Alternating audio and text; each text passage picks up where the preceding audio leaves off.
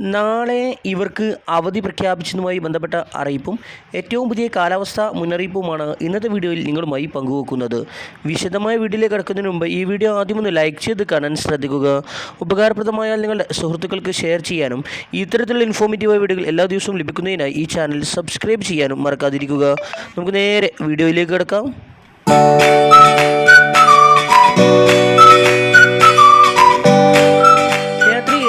പുറപ്പെടുവിച്ച കാലാവസ്ഥാ മുന്നറിയിപ്പ് പ്രകാരം അടുത്ത 3 മണിക്കൂറിൽ കേരളത്തിലെ ആലപ്പുഴ, എറണാകുളം, തൃശൂർ ജില്ലകളിൽ ഒറ്റപ്പെട്ട ഇടങ്ങളിൽ ഇടിമിന്നലോട് കൂടിയ നേരിയ ഇടത്തരം മഴയ്ക്കും മണിക്കൂറിൽ 40 കിലോമീറ്റർ വരെ വേഗതയിൽ ശക്തമായ കാറ്റിനും സാധ്യതയുണ്ടെന്ന് കേന്ദ്ര കാലാവസ്ഥാ വകുപ്പ് അറിയിച്ചു. കേരളത്തിൽ നാളെ കോഴിക്കോട്, കണ്ണൂർ, കാസർഗോഡ് ജില്ലകളിൽ മാത്രമാണ് ഓറഞ്ച് അലർട്ട് പ്രഖ്യാപിച്ചിട്ടുള്ളത്.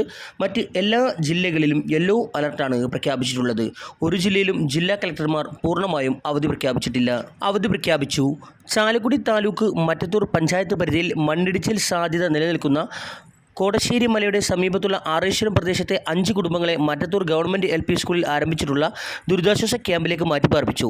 ഈ ക്യാമ്പ് പ്രവർത്തിക്കുന്ന അവിട്ടപ്പള്ളി ഗവൺമെൻറ് LP സ്കൂളിലെ LKG UKG വിഭാഗത്തിന് 8/6/2026 തിങ്കളാഴ്ച അവധി പ്രഖ്യാപിച്ച് ജില്ലാ കളക്ടർ ഉത്തരവായി. വയനാട് കോളിയാടി 150ഓളം കുട്ടികൾക്ക് ശാരീരിക അസ്വസ്ഥത. മാർബസേലിയസ് AUP സ്കൂളിന് ഒരാഴ്ച അവധി പ്രഖ്യാപിച്ചു. അവധി വാർത്തകൾ യഥാസമയം ലഭിക്കുന്നതിനായി ഈ ചാനൽ സബ്സ്ക്രൈബ് ചെയ്യുക. Thanks for watching.